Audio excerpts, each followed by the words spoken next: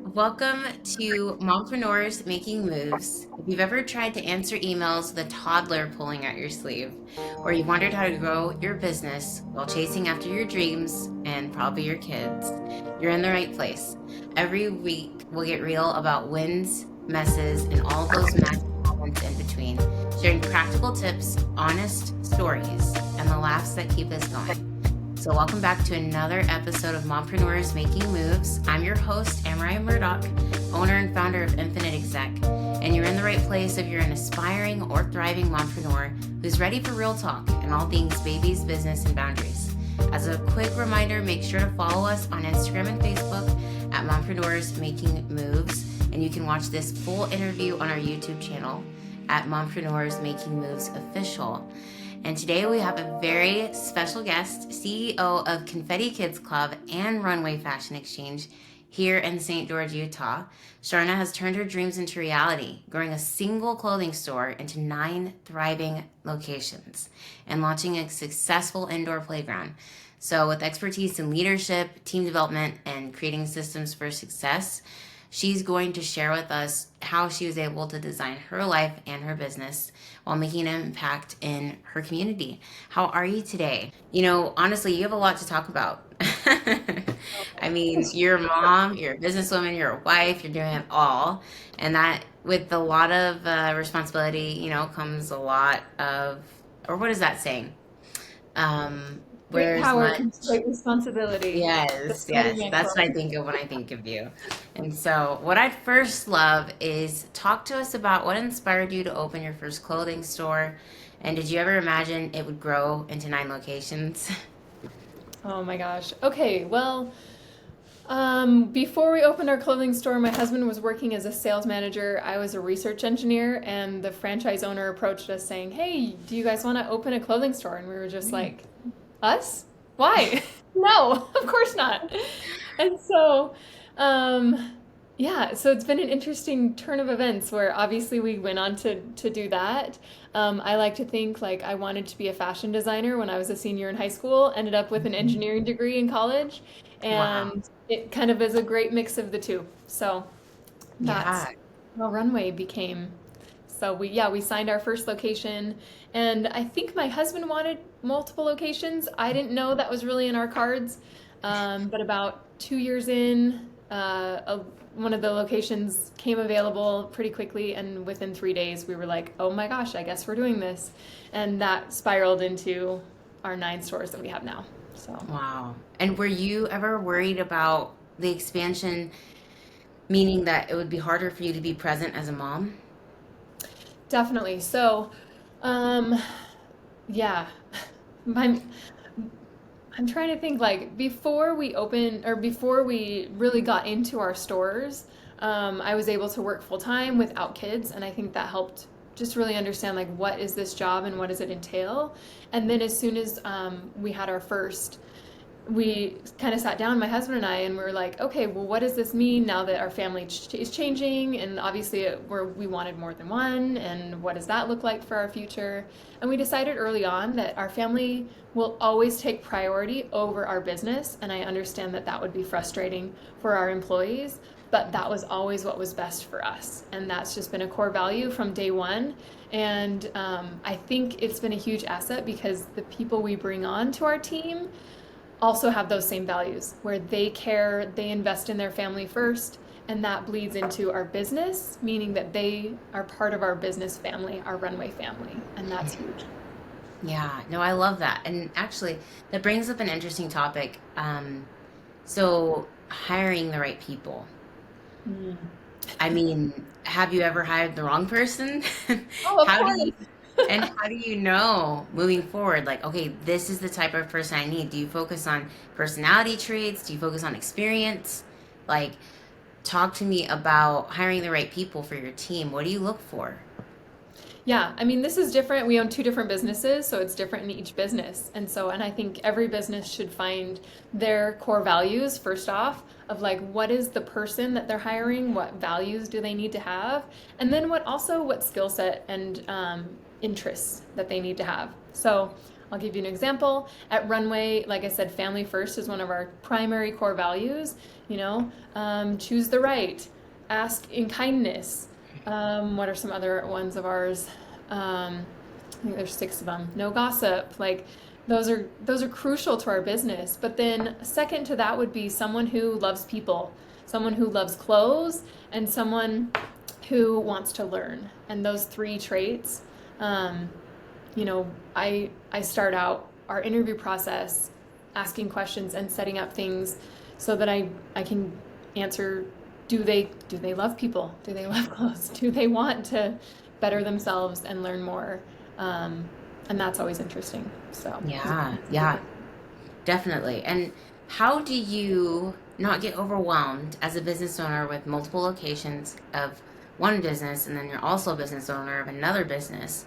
How do you not get overwhelmed in terms of, like, you can't be at all those locations at the same time, right? You were able to build it up to scale and keep going. How does that work?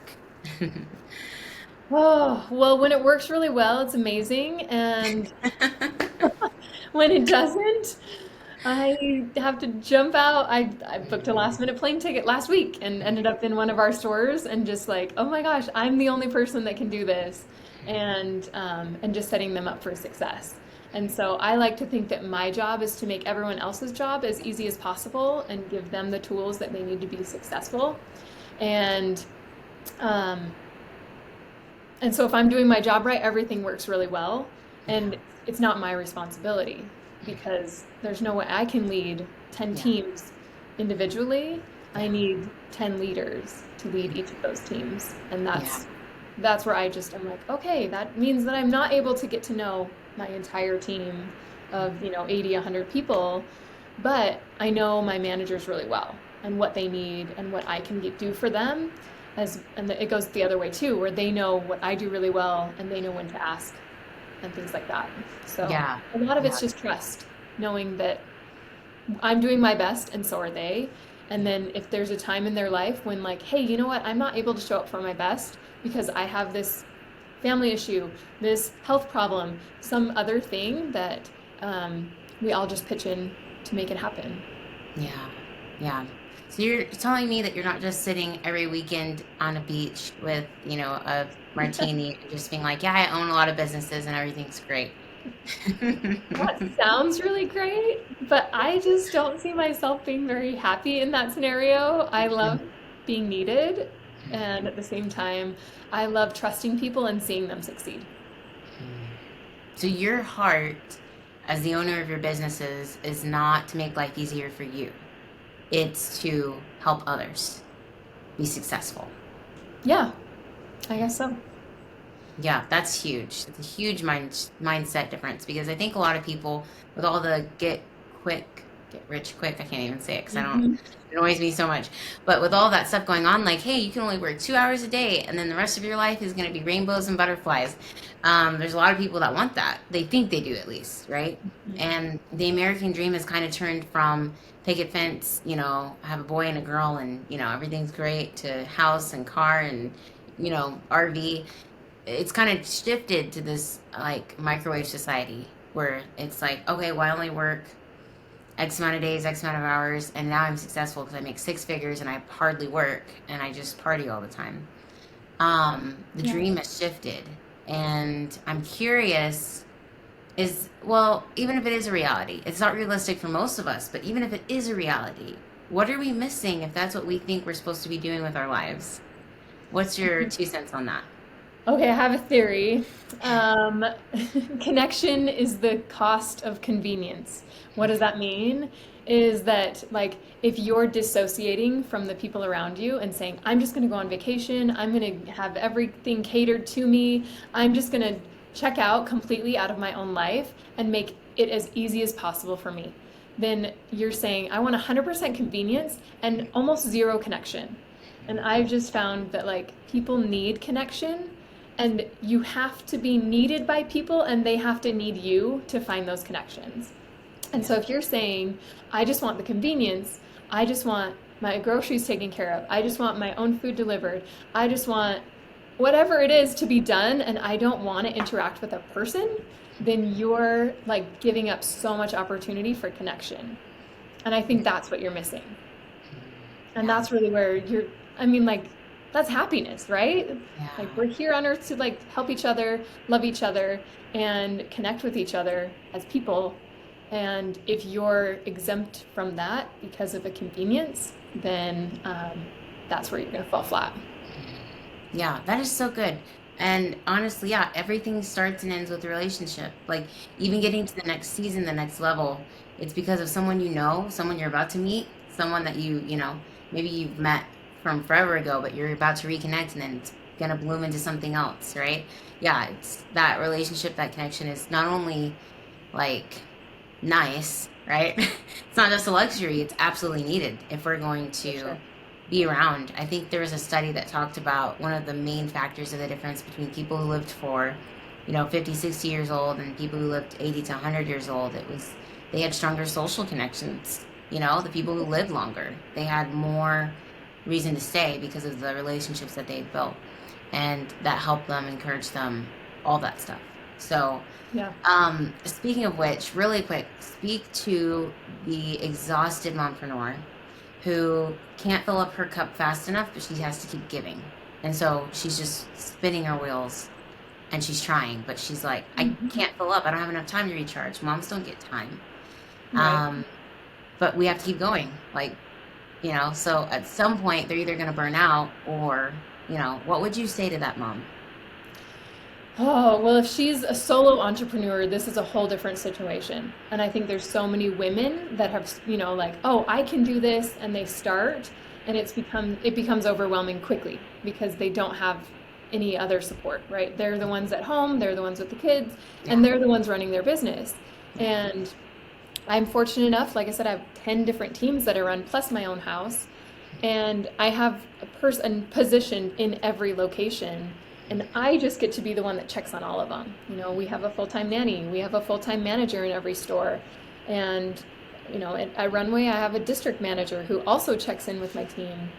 And so I'm not saying that like my situation's normal by any stretch of the imagination, but I'm just thinking like, man, as a solo mompreneur, you're taking on more than you need to. And so what are the things that you are really good at and you like to do? Prioritize those things and then figure out a way to make the other stuff happen. So if for me, I'm like, man, I love making dinner. I hate grocery shopping and I hate asking my kids what they're going to eat. And so, we sign up for like a meal service and it gets delivered to my house once a week.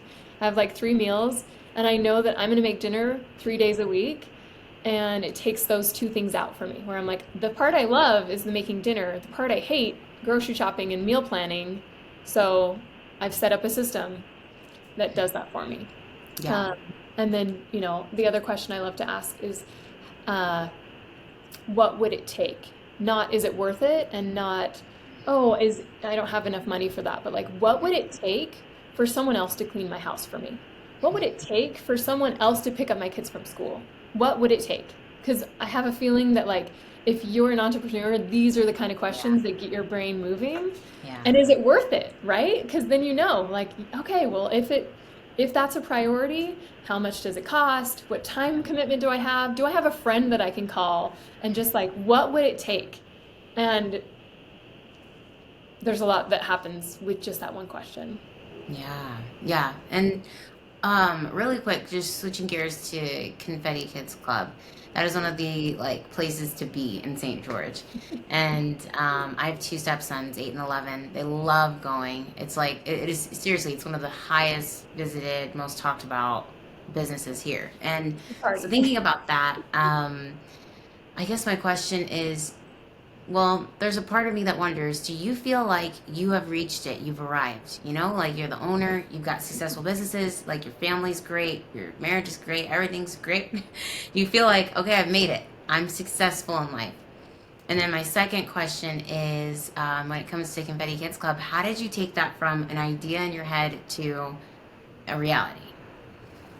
Great questions. Well, when you ask, did I make it? Like, there are so many days with like pinch me moments in the day where I'm like, oh my gosh, I'm living my literal dream. And like, Doesn't mean I fly to Oregon on a last minute, where I get 2 hours of sleep and then work 16 hours in our store. Like that's also living my dream where there's so much hard, but there's so many incredible things that I get to do and because I chose and like I'm always willing to work for it. Have I made it? No. Am I satisfied? Absolutely not. Like I'm never going to be satisfied. And so like that's encouraging for me. Somebody who's an entrepreneur kind of gets that where it's like, oh, there's just this insatiable thing about growing and building a business that's Yeah. never going to end. I hope like Yeah. that, that'd be awful if I came to the end and I'm like, oh, perfect, check all the boxes, you know? So Yeah. yeah, it's terrifying where I'm like, great, what else is there? I feel like that's a lot right now. That reminds me really quick. So I just had a baby 5 months ago. Yeah. And I started two businesses like 2 months after. And some people were like, you're crazy. You need help. And I get it. And it's been hard. And it still is. But one of the businesses is baby gear rental company here in southern Utah because a ton of, vacation rental businesses here. A lot of people come and go and they don't have gear. And there's one provider in the area-ish that kind of does some. But I was thinking, you know what?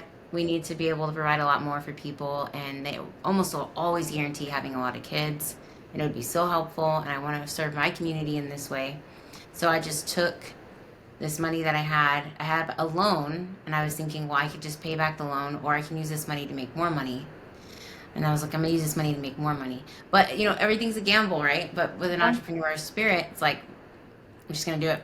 So I jumped in. I'm about to launch in a couple weeks, and it's like you're talking about that insatiable. It's like you got to keep going, And if you have an idea and you can do it, you're just gonna see if it can go. And most of the time, I can't think of a time I've ever regretted being an entrepreneur or doing the thing. So, but yeah, that I definitely do understand that. Okay, so Confetti Kids Club. How did you make it a reality?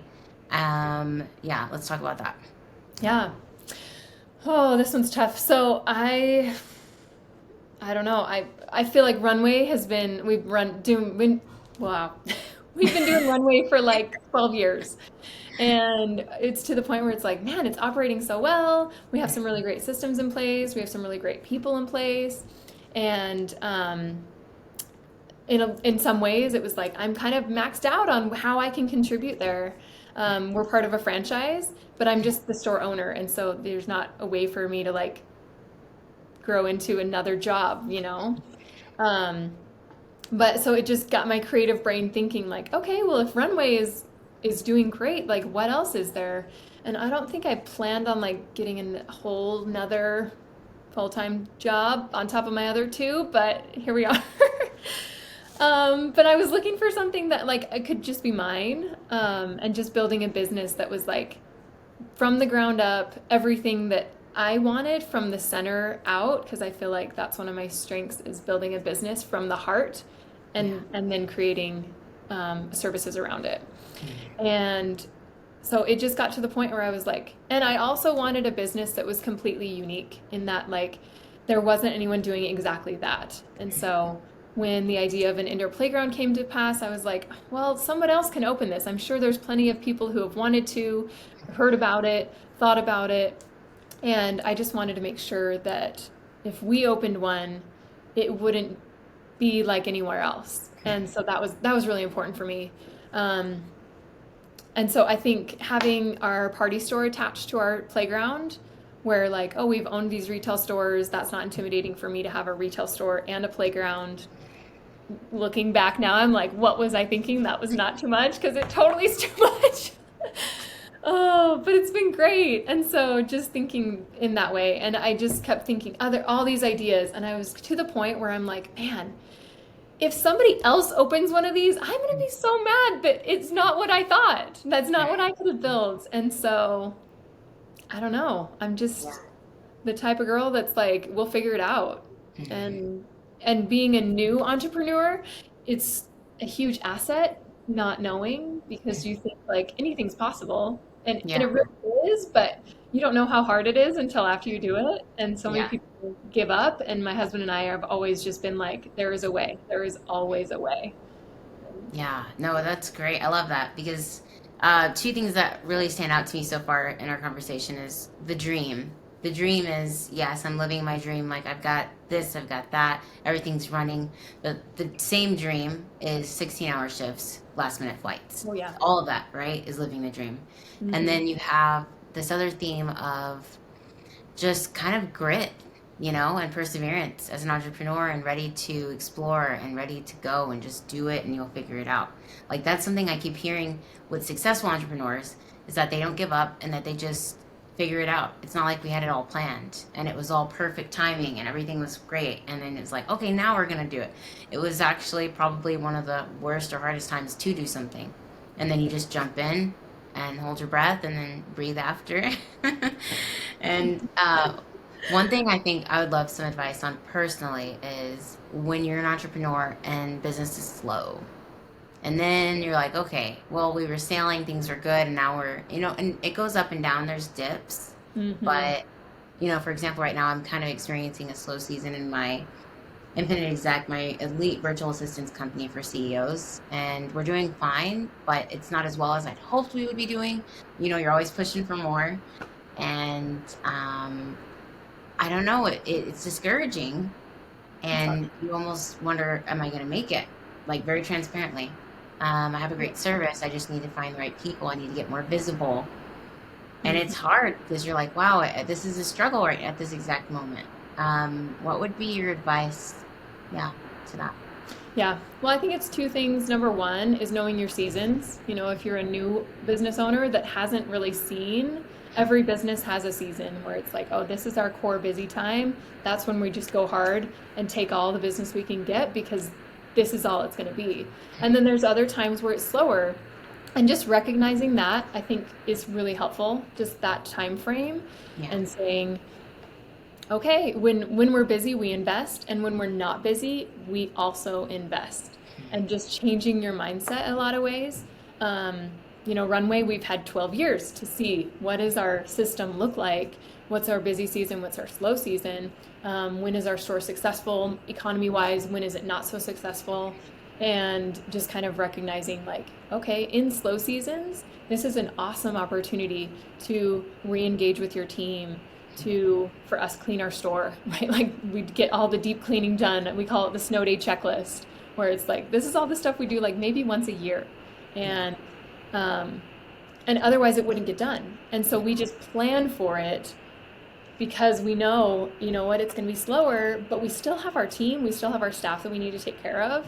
And so let's find things for them to do. If, you're a solopreneur, this could be times where you're like, you know what, I'm just going to re-engage with how I communicate with my end user, right? So like, I'm just going to, I spend so much time on the back side of my business. What does the front side look like? And is it reaching the people that the way I think that it should be? I think that's a huge opportunity. Yeah. And then, um, in that, am I speaking to the right person in the right way, with the right voice, and with the right graphics or visuals? Like, there's a lot of times where you just throw together a website, Yeah. and 5 years later, you're like, wow, you know what? This doesn't really resonate with who we are anymore. And it has the right information, but it doesn't give the same feeling for your business. And so that's a great opportunity to say, oh, okay, I'm going to re-engage and like make sure that my back end platform and my front end platform match. Yeah. Yeah. That makes sense. And what would you say to the mom who is comparing herself to other moms that are doing well business wise? So maybe she's just starting and she's looking around at everyone else and she's like, wow, I guess they already have everything figured out and I'm just getting started and I feel behind and I'm overwhelmed. There's a lot branding and this and that and you know, I don't know if I can do it now, but I wanted to do it. There was something in me that knew I needed to do it, but I'm a little overwhelmed and I'm looking around and I see my friends, they're all doing just fine with their businesses. What would you say to the mom who's comparing herself? I would say she probably doesn't know her friends as well as she does. If she thinks she does, do you know what I mean? We're like, everyone's struggling with something all the time. And we have this social media picture that everybody puts out. And most of the time it's not true. And so it's like, I would say, maybe just talk to some people that you really feel close with that you can trust Yeah. and just ask them, hey, have you ever had a time that this has been your experience? And I mean, unless they're a really terrible friend, they're gonna say yes, Yeah. right? And Yeah. so just like having real conversations, I think is a big one, and staying curious, asking questions, but then also giving yourself grace and like maybe it's taken them 12 years to get there, Yeah. right? Yeah. And and I think with Confetti, a lot of people are just like, how did this like happen? And I'm like, well, it hasn't. I've been building my experience for 12 years and just like I've been growing teams for 12 years and growing businesses for 12 years and I'm on the path of growth and always improving, Yeah. and it doesn't happen overnight even though it looks like this is a brand new business.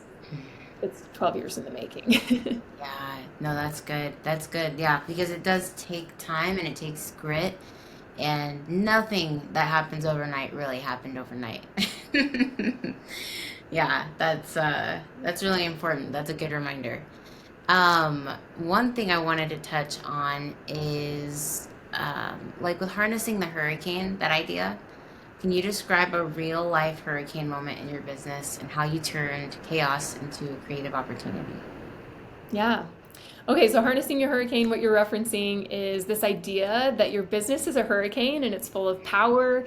And I like to think that it's chaos in a lot of ways, that like when you're in the day to day, sometimes it feels like you're getting thrown around. Sometimes it feels like you're out of control. Sometimes you have no idea why or like no reference point.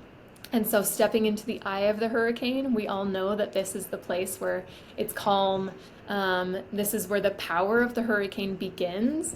And if you, as the business owner, are able to step into that space, not only do you have more perspective, right? Like, I like to think you have access all the way up, all the way down, and just like the heavens are smiling upon you and able to give you direction that you would have never found anywhere else in the hurricane, and being able to see your business from the center point, seeing all of the ways that it's impacting others.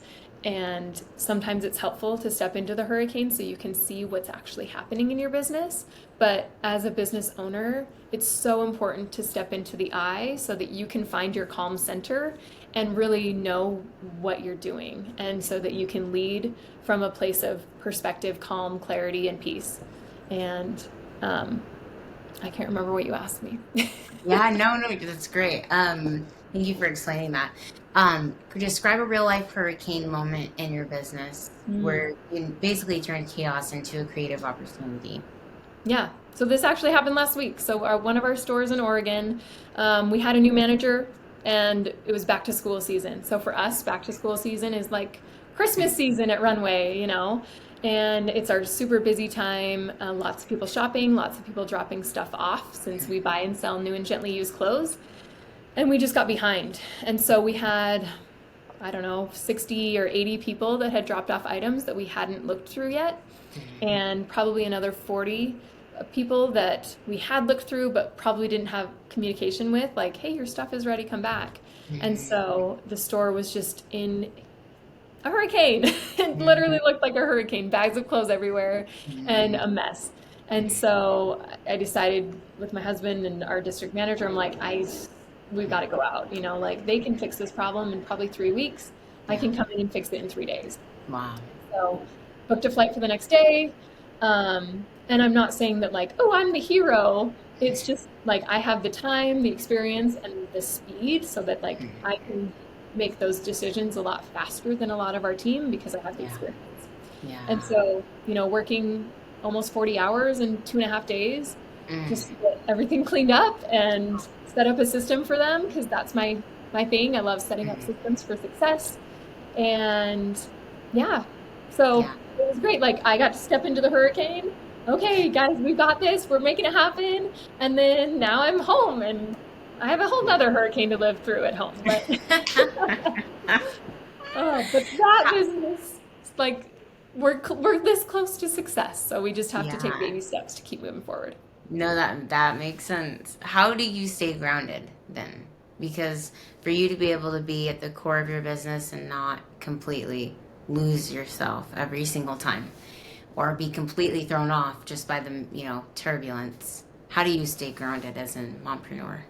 Yeah. A lot of this I attribute to my husband. He and I like to think like we're each other's number one. And so when we decide, hey, I've got to go to Oregon for 3 days, he's got everything with the kids. He was out of town Wednesday and Friday, and just like we figured out. And we're really fortunate to have an incredible network of people that we can call on.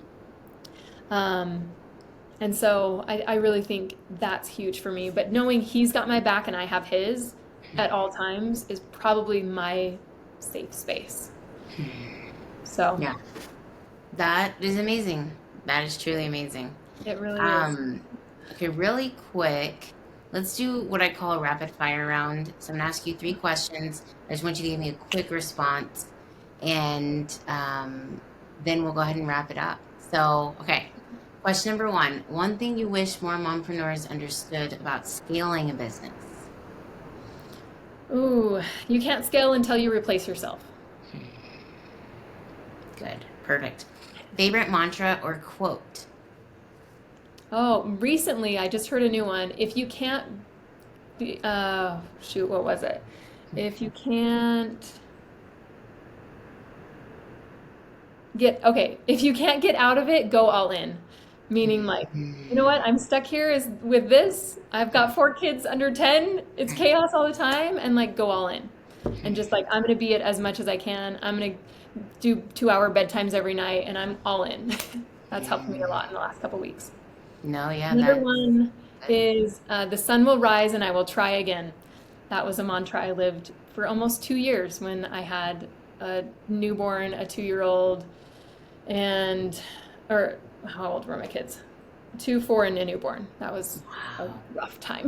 But the sun will rise and I will try again. And just like you get another day. Every day's a new chance. That's great. Yeah, I love it. And what is a controversial topic that you would say, no, well, that's not really rapid fire, I guess, but I'm just curious. Okay, we'll get out of rapid fire, actually. We'll just do 2. Because I'm curious, what's a controversial topic for mompreneurs that in that realm? Like, for example, we have this idea traditionally that moms don't work. They do stay home. They are the wife. They play the part. They sing the song and do the dance. Take care of the kids, wash, clean, this, that. And then, know your place, know your role. Okay? That's one thing I'd love to touch on for just a second while we wrap Yeah. up. And that's, what about the traditional person who says, you're stepping out of bounds. You don't know your place, woman, because you are trying to run a business or two. And you Right. need to back up and get back into what God created you to do, which is be a mom and be a wife and do your thing at home. What are your 2 cents on that? This is hard. And Mhm. because so much of it is cultural, so much of it is like, things you grew up with. It took me about 5 years to overcome this stigma of like, I'm a bad mom because I work.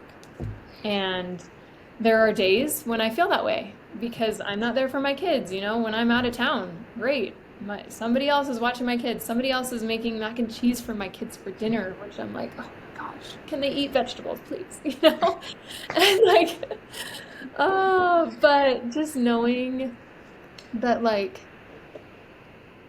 you get to change your story and you get to choose.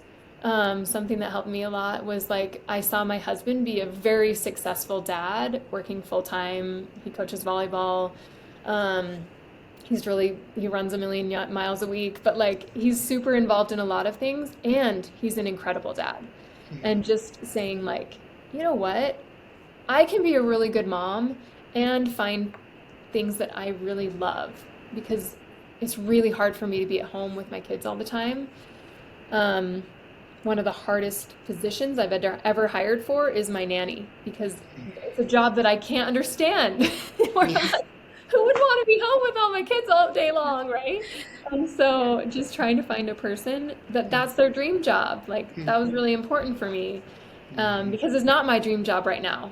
Yeah. That may change in 2 or 5 years or sometime in the future. But right now, like I just find so much joy in growing our team, growing our business. And I love being a mom. And there's a lot of times like my schedule is very flexible where I can be at Yeah. soccer practice at 4:30 in the afternoon. I can pick up my kids if I really want to. I can be, like I always say, I can schedule anything in 2 weeks, but ask me today, it's a no way. And so, um, yeah, I think so much of it is just internal work on like, what does it mean to be a successful parent? Yeah.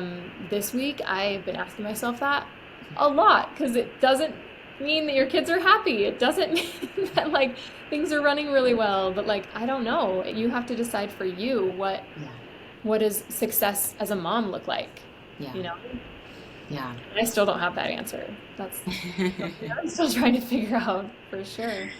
Yeah. No, I love that though. And, really, so redefining motherhood and also understanding that, I mean, it's not like you're working just so you can add to your resume. You're working because you're helping to provide for your family and your lifestyle, right? Mhm.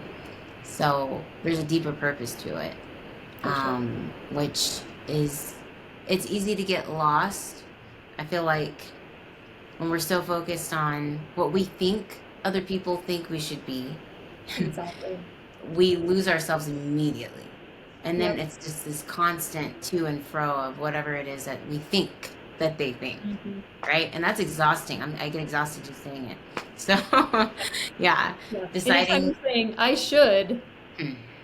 don't finish that sentence.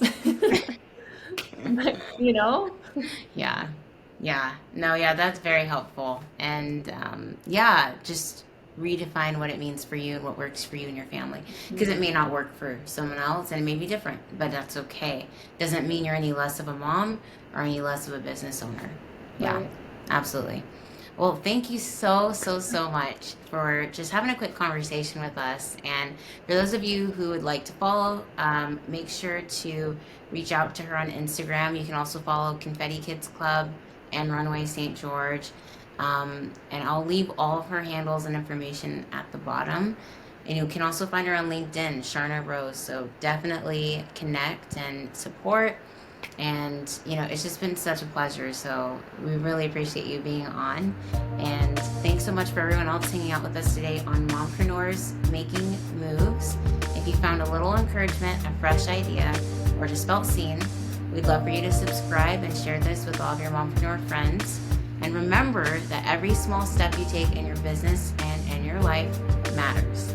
So keep pushing, keep showing up, and don't forget to take care of yourself too. Make sure to follow us at Mompreneurs Making Moves on Instagram and Facebook. And again, you can watch the full interview on our YouTube channel at Mompreneurs Making Moves Official. Sharna, thank you so much again. And we just, appreciate you sharing with us. Thank you. Thanks for having me.